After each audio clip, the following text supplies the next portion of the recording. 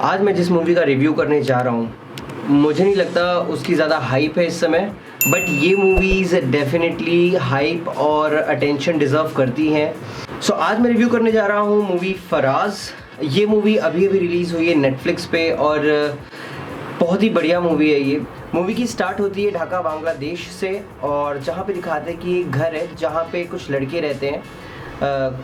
किसी का नाम रोहन है, किसी का नाम विकास है, किसी का नाम मुबासिर है, और ये सब सुबह उठे हैं, कोई जिम कर रहा है, कोई कुछ कर रहा है, और ऐसा लगता है कि जैसे कि हम किसी स्पोर्ट्स टीम का घर देख रहे हैं जहाँ पे सारे स्पोर्ट्स खेलने वाले लड़के रहते हैं। उनका एक कोच भी है, ऑब्वियसली अब एक स्पोर्ट्स टीम है तो उनका कोच भी होगा। रमज़ान का महीना चल रहा है और शाम को होती है इफ्तारी।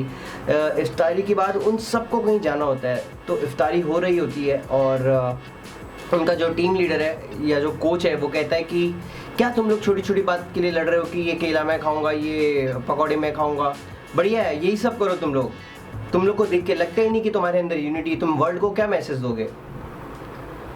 और बस उसके बाद दिखाते हैं कि वो सारे के सारे बंदे कहीं किसी कैफ़े में जाते हैं। कैफ़े यानी कि रेस्टोरेंट टाइप का, कैफ़े रेस्टोरेंट, और वहाँ पे बाहर जो गार्ड खड़ा है वो उनसे पूछता है कहाँ जा रहे हैं। सारे उसको घेर लेते हैं और गला काट देते हैं। आई मीन ब्रूटल और बहुत ही शॉकिंग, राइट। सो बेसिकली ये मूवी है एक टेररिस्ट अटैक के बारे में जो हुआ था ढाका में। और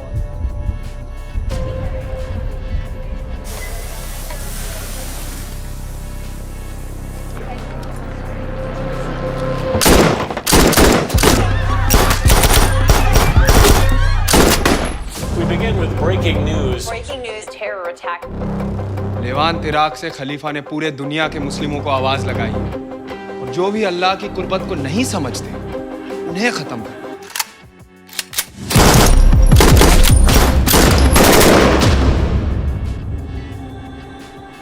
इसमें दिखाया गया कि किस तरीके से जो टेररिस्ट होते हैं उनका कोई भी धर्म नहीं होता। वो किसी भी धर्म के लोग हों उनको कोई फ़र्क नहीं पड़ता, भले वो अपना एजेंडा बताएं कि हम धर्म के ठेकेदार हैं या हम किसी पर्टिकुलर धर्म की रक्षा कर रहे हैं, पर उनका at the end of the day कोई धर्म नहीं होता, बिलीव मी। और जितनी बेहतरीन तरीके से वो इस मूवी में दिखाया गया है ना, मुझे नहीं पता इससे अच्छा किस मूवी में दिखाया गया है। इस मूवी की मोटी मोटी कहानी ये है कि ढाका बांग्लादेश के जो प्रिंस हैं, यानी कि बहुत बड़े घराने के छोटे बेटे, वो भी इस रेस्टोरेंट में होते हैं अपनी दो फ्रेंड्स के साथ, जिसमें से एक इंडियन होती है तारिका और एक उनकी मुस्लिम फ्रेंड होती है जो ढाका से ही होती है। अब होता यूँ है कि टेररिस्ट सीधे उस रेस्टोरेंट में घुसने के साथ ही गोलीबारी चालू कर देते हैं। कहने के लिए वो टेररिस्ट बाद में रुक जाते हैं और वो कहते हैं कि हमने सिर्फ फॉरेनर्स को मारा है, बट टू बी ऑनेस्ट जिस तरीके से गोली चल रही थी और जिस तरीके से वो लोग मर रहे थे, मुझे नहीं लगता गोली किसी के धर्म को पूछ के उसको लगी होगी। कुछ लोगों का मर्डर करने के बाद, कुछ लोगों को शॉट करने के बाद ये लोग रुक जाते हैं, अपने आका का वेट करते हैं। इन्होंने उनको कुछ फ़ोटोज़ वगैरह भेजी है और इसमें ये दिखाया गया है कि उसके बाद वो कहते हैं कि जितने भी मुस्लिम लोग हैं उनको चेक करने के लिए वो पूछते हैं कि सबको खड़ा करो और सबसे एक एक सूरा पढ़वाओ। मुझे नहीं पता सूरा क्या होता है, बट जहाँ तक मुझे आइडिया आ रहा है कि जैसे होता है ना कि एक श्लोक बोलो, तो मुझे लगता है कि वैसे ही एक शूरा होता होगा इस्लाम में। जो सूरा पढ़ लेता है उसको वो साइड में कर देते हैं, जो नहीं पढ़ पाता उसको मारते हैं। बाद में पता चलता है कि ये जो बंदा है, जो लीडर है इन सब का, जो अभी इस समय एक होता है ना कि हर टीम में एक बंदा होता है जो सबसे बेस्ट काम कर रहा है, उसको जब कोच नहीं होता उसका ध्यान रखने के लिए रखा जाता है, तो वो सबको ऑर्डर्स देता है। तो पता चलता है कि वो प्रिंस के साथ फुटबॉल खेलता था, और प्रिंस भी जब उसको देखते हैं, जिनका नाम फराज है बाय द वे, मूवी इन्हीं के नाम पे बनी है, वो बताते हैं कि ये मेरे साथ फुटबॉल खेलता था तो मैं इसलिए इसको जानता हूँ। और फिर उन दोनों के बीच में मतलब थ्रू आउट द मूवी थोड़ी टेंशन बनी रहती है, जबकि फराज भी एक मुस्लिम है और जो टेररिस्ट है वो क्लेम कर रहे हैं कि हम ISIS की तरफ से आए हैं इस्लाम की रक्षा करने। बट जैसे जैसे मूवी अपने एंड की तरफ आती है तो ये डिबेट बहुत ज़्यादा बढ़ जाती है कि अगर तुम सच में इस्लाम की रक्षा करना चाहते हो तो तुम पहली बात तो ये, यार टेररिस्ट थोड़े बेवकूफ़ होते हैं क्या। बांग्लादेश एक मुस्लिम मेजॉरिटी कंट्री, वहाँ पे तुम अगर किसी कैफ़े में जाके गोलीबारी करोगे तो वहाँ सबसे ज़्यादा लोग तो मुस्लिम ही मिलेंगे ना तुम्हें। तो क्या सेंस बनता है कि तुम इस्लाम की रक्षा कर रहे हो और तुम किसी मुस्लिम मेजॉरिटी कंट्री में किसी रेस्टोरेंट में जाके एक शाम को गोलीबारी कर रहे हो?